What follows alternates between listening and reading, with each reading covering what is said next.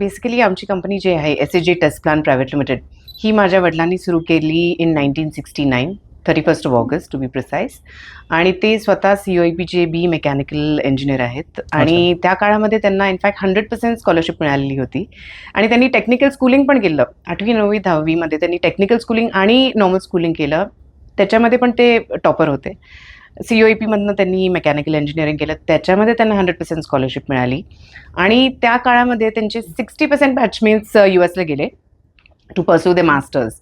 आणि त्यांनी एकमेव होते ज्यांनी ती पूर्ण स्कॉलरशिप नाकारली आणि ही कंपनी त्यांनी सुरू केली व्हरांड्यामध्ये त्यांच्या घराच्या आणि मग नंतर गराजमध्ये.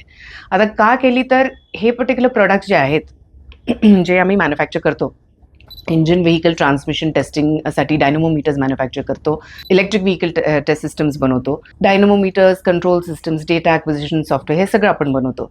सो त्या काळामध्ये हे प्रोडक्ट्स जर्मनी आणि UK हे 2च कंट्रीजमधनं इम्पोर्ट व्हायचे आणि 2च कंपनीज होत्या फक्त.